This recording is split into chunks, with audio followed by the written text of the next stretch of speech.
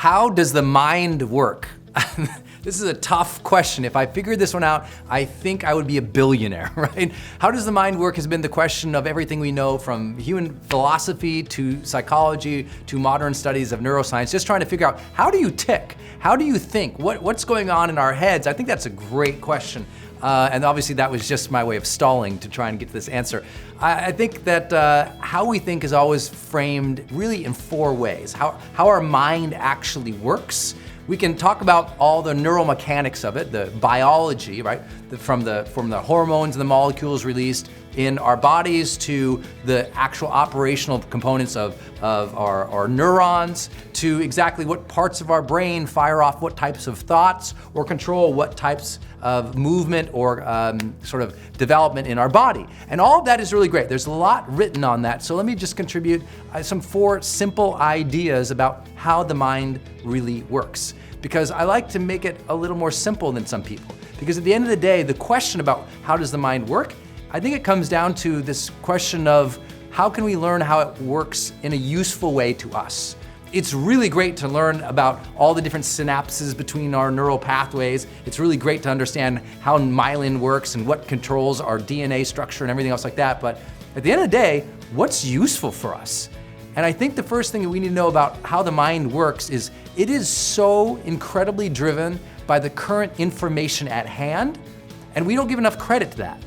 Right? We often think, well, the mind is completely past conditioned. Your past conditioned to how your mind is today, and it conditions to everything that you're going to do today. But that may or may not be true based on the environment, the circumstance, the situation you're in. The situation has a lot to do, the social circumstance or the physical environment that you're in has so much to do with how your mind works. Right? You know that. It's so basic, right? You could be sitting watching a horror film, and you could be watching it and you'd be fairly comfortable in your house. You're on your sofa, you're consuming some popcorn, everything's going pretty good. You're like making fun of the actors. You're like, I would have tripped there and got killed, right? You can be comfortable and peaceful watching a horror movie. But let's put you in the actual situation, and now your mind is flipped out, and you're terrified, and you're running, and you're tripping all over yourself because fear is driving you, adrenaline, cortisol, you're fired up, you're terrified, and you make the same mistakes.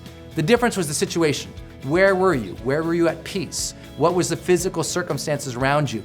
So I like to think of the first part of how our mind works is it takes in information about where we're at.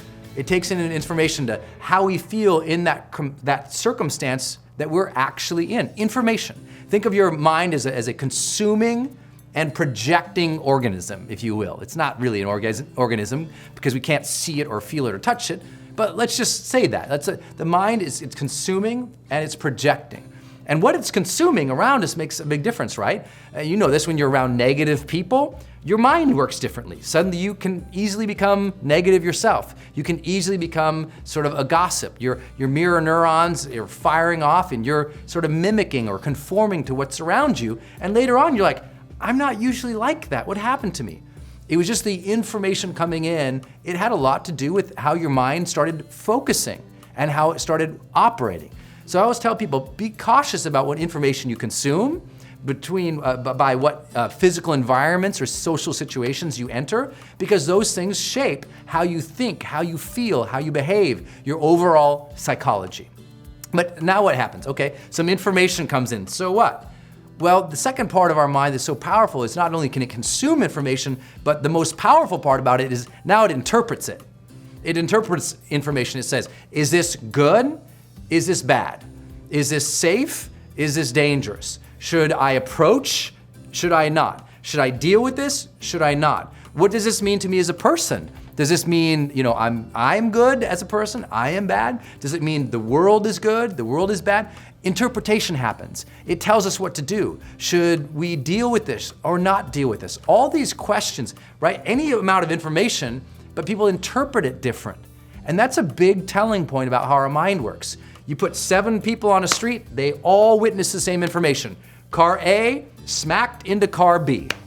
But all 7 people will tell the story of what they saw happen differently because their mind was conditioned differently from their past. Their mind took in different parts of information. Some people were more auditory, they heard something, that pointed their focus in one way. Other people are more visual. It made them pay attention to something. Some other people have a bad memory, so they interpreted something differently. But all 7 people might interpret the same thing, the same physical, real-world event, differently. And that's the power of the mind, interpretation. We could all see the exact same thing, but interpret something different. That's a good thing, and sometimes it's a frustrating thing. I mean, think about the last fight you got in with somebody you loved. It was probably really a fight about interpretation. They felt disrespected, but you're like, I didn't say anything that would disrespect you. And now you're fighting about who's respected, and it was only a game of interpretation. Part of the mastery of learning how to understand other people's psychology is simply understanding how they interpret things. Do they interpret things as positive or negative, as things they can deal with or they can't deal with, as things that mean they are safe or unsafe, challenged or unchallenged, good or bad?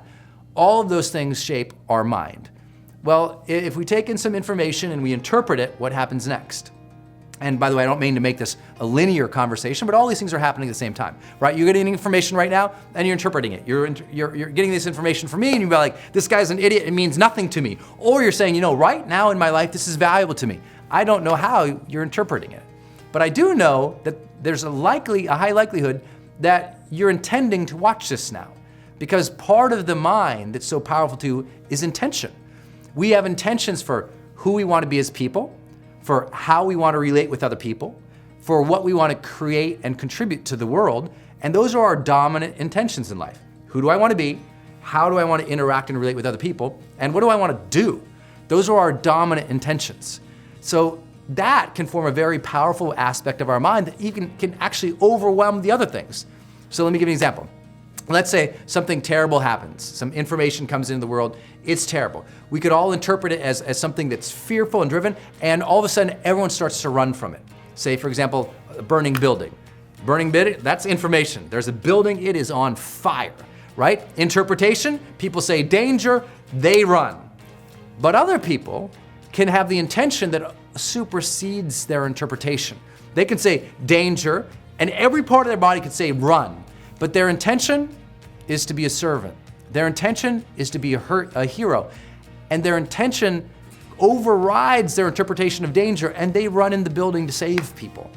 Our intention of who to be can rewrite our past history. Because maybe, you were in some bad relationships. You got hurt a lot. You had a lot of frustrations. People didn't treat you well in the past.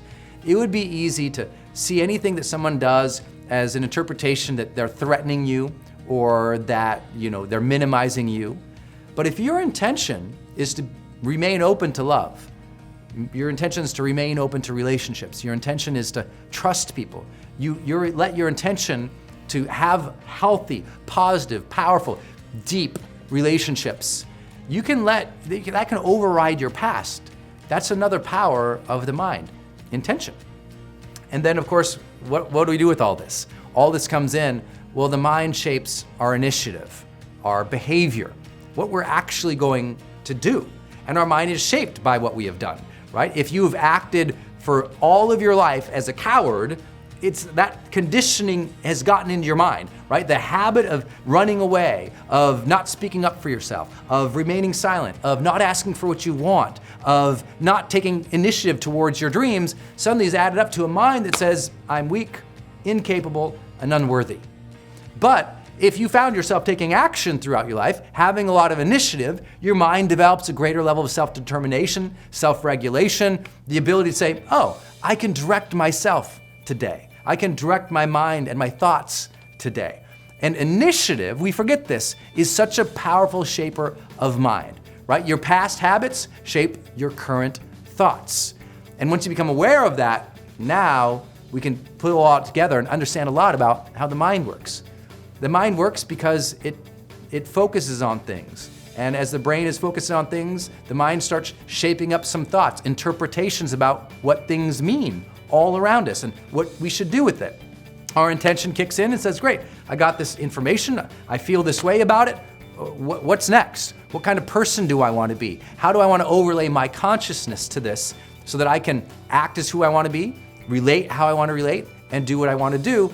And then we either take action from that or we don't take action from that. And our initiatives start adding mind and strength to our mind, and that all becomes the momentum of how we think today.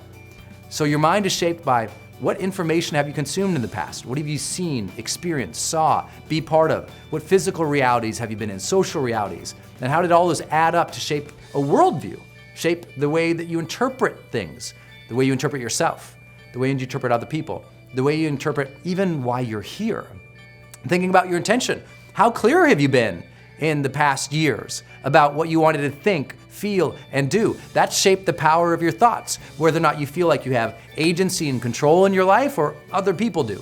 Because if you haven't had any intention for yourself, guess what? The world's had plenty of intention for you. The world's told you who to be. The world's told you how to act. The world's told you what to do. And if you let everyone else's intention override yours all the time, your mind becomes weaker, less confident, less strong. And ultimately, your actions. There's no better yardstick of measurement of a human being than their actual initiative. The actions. What have they done? What do they do on a daily basis? Are they taking action? Are they moving forward? Or are they just stuck? All of these things begin to shape your mind, and I hope that gives you an idea about how your mind works. And once you kind of understand those things, you start paying attention to them. I'm going to consume and be part of information, physical environments that activate the good parts of me.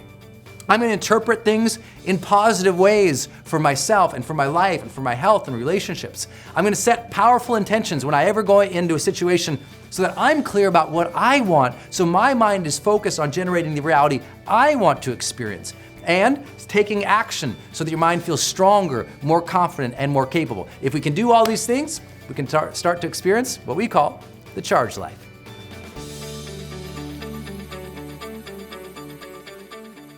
Hey guys, it's Brendan. Did you like this episode? If you did, you can do 3 things right now to continue your journey. First, you can subscribe right here to my channel, which I hope you will, so I can keep sending you videos on a weekly basis to change your life.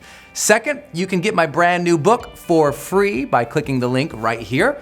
And third, you can also go to my website, sign up for my newsletter so that I can send you free offers, free products, free programs, updates on my events, new podcasts, and everything else that we don't do on this channel here. If you'd like to do that, just go ahead and click any of these buttons you see right here. Look forward to seeing you on the next video. Until then, go out there every single day of your life, live fully, love openly, and make your difference today.